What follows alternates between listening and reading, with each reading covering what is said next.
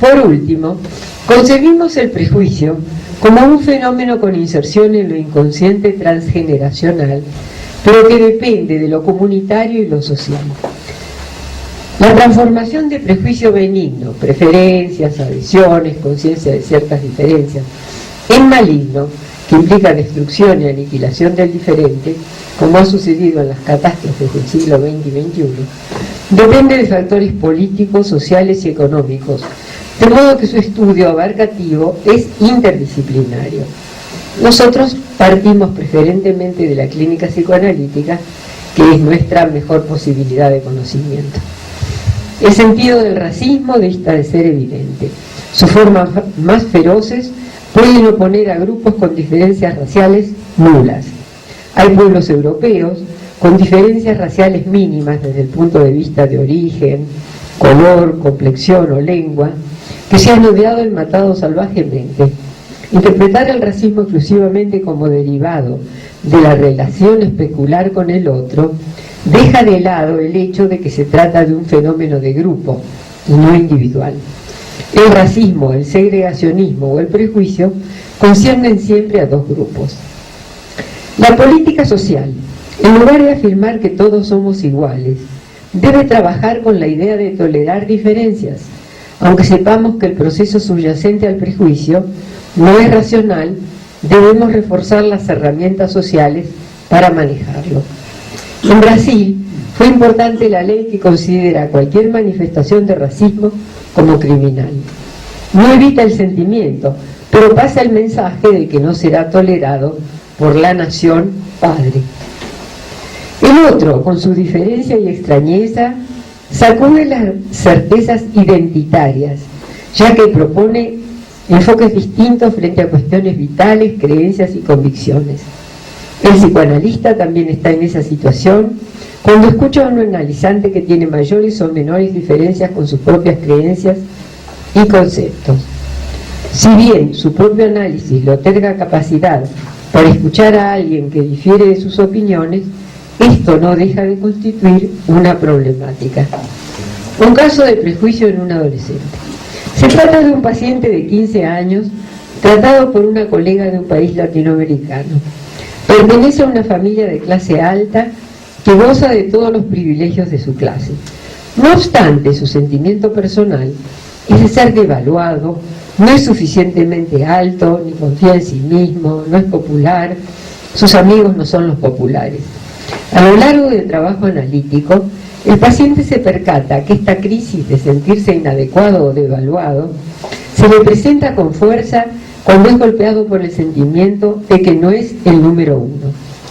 La analista relata que han hecho progresos que tienen que ver con que él era muy agresivo y despectivo con otros, incluyendo a la terapeuta, como modo de sentirse mejor consigo mismo.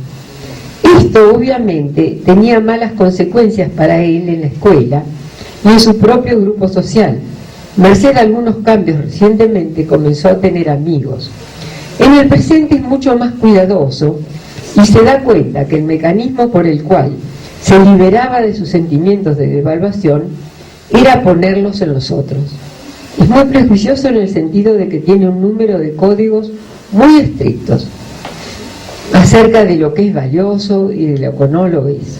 Por supuesto, lo que le sucede es que es la víctima de sus propios prejuicios, ya que se siente frecuentemente inadecuado.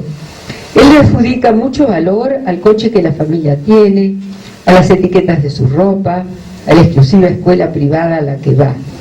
Muestra una defensa persecutoria que le acarrea una dificultad en mantener una conversación o decir nada que pueda ser revelador.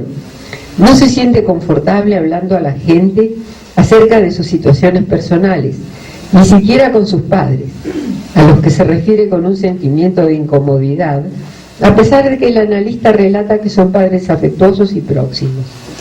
En este sentido, ha hecho progresos al referir situaciones que piensa que le resultan extrañas acerca de él mismo. En la sesión descripta apareció una de esas situaciones. Una semana atrás hubo una terrible tragedia en una zona del país debido a una lluvia e inundaciones muy intensas y causaron la muerte y la pérdida de viviendas de mucha gente. La situación era terriblemente crítica, estuvo en las noticias, todo el país ha sido movilizado para mandar donaciones, comida, medicación. Sería comparable a la situación de Nueva Orleans de hace unos años, de modo que él le dice al analista: ¿usted conoce las noticias sobre Santa Clara, a donde esto sucedía, que está en la TV todo el tiempo? ¿Usted sabe lo que es extraño? Lo que me llama más la atención es que la gente en esa zona son rubios, son claritos. Y tiene un corto silencio. Al preguntársele por qué le llama la atención que la gente sea clarita, él dice: usted sabe que son así porque son descendientes de alemanes. Me pone orgulloso pensar que hay connacionales como esos. Usted vio la tapa de la revista XX. Esta tapa muestra la foto de una niña pequeña que ha perdido toda su familia. ¿No piensa usted que esa niña era encantadora?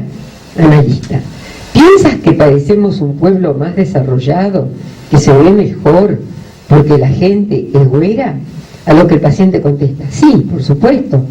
Entonces el analista contesta: ¿tu madre es descendiente de alemanes, es rubia? Paciente: no, ella no es rubia natural, ella se pinta el pelo. Y eso es lo que a mí no me gusta. Mi madre se parece mucho a mi abuelo, y yo me parezco a mi madre, de modo que yo también me parezco a mi abuelo. A mí no me gusta verme como él. No es de tipo ario, él es de descendencia judía. Es muy cristiano porque nació en este país, pero su familia era judía, a lo que se le pregunta: ¿y sería mejor tener rasgos arios? ¿Te sentirías mejor si en lugar de tener un color apiñonado de cabello castaño fueses güero? Responde: por supuesto, los arios son más europeos, tienen un tipo de belleza más valorizada, con rostros más largos y narices más finas, son más altos. Mi abuelo tiene una cara redonda, como yo la tengo. La analista le dice: entonces ahora te has vuelto una víctima de tu propio sentimiento prejuicioso, de quién es mejor y quién es peor. El paciente prosigue: no, pero yo no me siento tan mal, porque empecé a pensar que en realidad, a pesar de que mi abuelo es de ascendencia judía, su cultura es más europea, y yo me identifico más con esa cultura. En oposición a una de las abuelas, que es nativa de varias generaciones, y al otro abuelo, que es de origen árabe, tan devaluado como si fuera judío. Él sabe que la analista es judía, pero este tema nunca apareció en las sesiones, porque la terapeuta se sentía incómoda con el tema. Cuando él empezaba a hablar de una raza, pueblo inferior a la área, dice la terapeuta, que sentía que él era un pequeño Hitler.